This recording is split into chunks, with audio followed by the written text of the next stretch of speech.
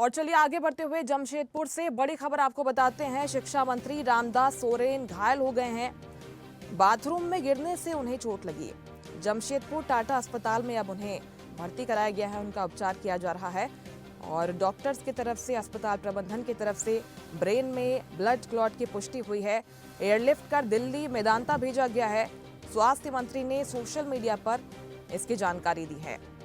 झारखंड के शिक्षा मंत्री है रामदास सोरेन, उनके घायल होने की सूचना मिल रही है और ये भी जानकारी कि बाथरूम में वो गिरे और इसकी वजह से चोटिल हो गए। जमशेदपुर टाटा अस्पताल में फिलहाल उन्हें भर्ती कराया गया है और डॉक्टर्स ने उनके ब्रेन में ब्लड क्लॉट की पुष्टि की है, जिसके बाद एयरलिफ्ट कर दिल्ली मेदांता उन्हें भेजा गया है, जहां पर उनका उपचार किया जा रहा है। और झारखंड के स्वास्थ्य मंत्री ने सोशल मीडिया पर इसकी जानकारी दी है।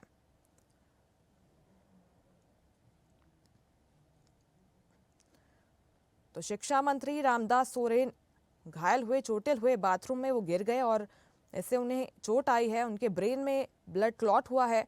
अस्पताल प्रबंधन की तरफ से इसकी पुष्टि हुई है और इसके बाद एयरलिफ्ट उन्हें किया गया है दिल्ली। यहाँ पर मेदांता अस्पताल में अब उनका उपचार किया जा रहा है। झारखंड के स्वास्थ्य मंत्री ने पूरी जानकारी दी है। सोशल मीडिया पर उन्होंने शेयर किया कि शिक्षा मंत्री रामदास सोरेन चोटिल हुए हैं और अब दिल्ली मेदांता में उनका उपचार किया जा रहा है।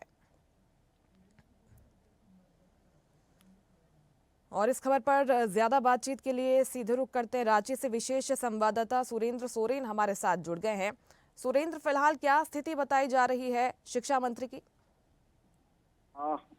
कुछ ही देर में उसे एयरलिफ्ट कर दिल्ली ले जाने की तैयारी की जा चुकी है।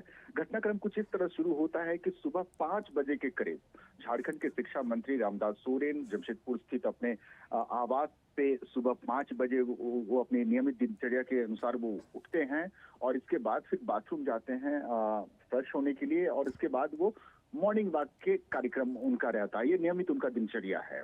तो उसी निमित्त आज भी वो सुबह 5 बजे उठे और वो बाथरूम पहुंचे और बाथरूम में वो फिसल कर गिर गए और जब वो फिसल कर गिरे तो उन्हें हाथ में और सिर में चोट आई है और सिर में चोट आने की वजह से वो अनकॉन्शियस हो गए हैं।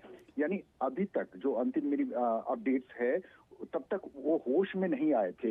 उन्हें तत्काल वहां टाटा मोटर्स अस्पताल जमशेदपुर ले जाया जाता है, जहां इलाज के बाद डॉक्टर्स उनकी स्थिति को और बेहतर इलाज के लिए दिल्ली रेफर कर देते हैं और उसके बाद फिर आनंद फानंद में तुरंत एयर एम्बुलेंस की अर्जमेंट की जाती है। एयर एम्बुलेंस रांची पहुंच चुकी थी और रांची से जमशेदपुर एयर एम्बुलेंस, वहाँ एक छोटी हवाई पट्टी है जमशेदपुर में, वहाँ लैंड करके वहां से उन्हें एयर एम्बुलेंस के जरिए दिल्ली मेडिका ले जाने की चर्चा अभी तक हो रही है और मुझे ख्याल है कि मैं बातचीत के दरमियान ही उन्हें दिल्ली के लिए वो रवाना हो चुके होंगे।